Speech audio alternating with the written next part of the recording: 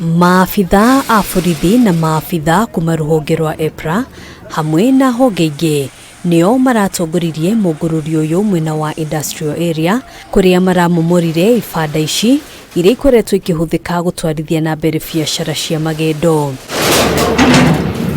Maafitha a ruhonge ruru ni matariirie uria turianime makoretwo magitukania mithemba ngurani ya maguta maria macokaga guthie kwenderio a Kenya matari na umenyo. Adulteration has two problems because one is there's an economic incentive to adulteration because of the price differential between super diesel and kerosene, where we have kerosene being mixed with diesel or kerosene being mixed with super, and then we have our vehicles on the road for unsuspecting Kenyans, engines having to knock on account of poor quality product. So there's a quality aspect to it, but there's also an economic angle because where you're trying to pass off kerosene as diesel or pass off kerosene as super, because of the price differential, there's economic benefit.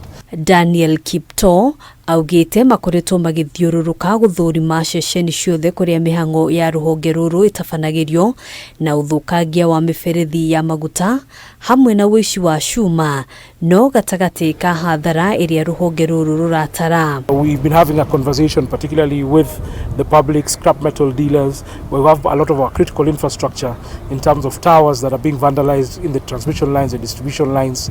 The enforcement of that mandate sits with us as a regulator, which is a sector-specific regulator, but we work with other state security actors to ensure that we're able to achieve this. KIPTOO augite ni wigiririki wa ruhonge ruru kugitira muingi akiuga no meguthie na mbere gutabania Mungururio kuria guothe kure kuirwo biacara cia muthemba uyu ikoretwo igitwarithio na mbere. So we've been working quite closely with the government security agencies and also with other intelligence agencies to gather intelligence or facilities such as the one we're here at today to ensure we are not only able to stop them in the short term but also be able to decommission. Decommissioning, which is the activity that we're here today, is a power provided to the Energy and Petroleum Regulatory Authority by virtue of the Energy Act 2019 and the Petroleum Act 2019. Hadwini Hakameme TV, jitagwo Gena Wawaduro.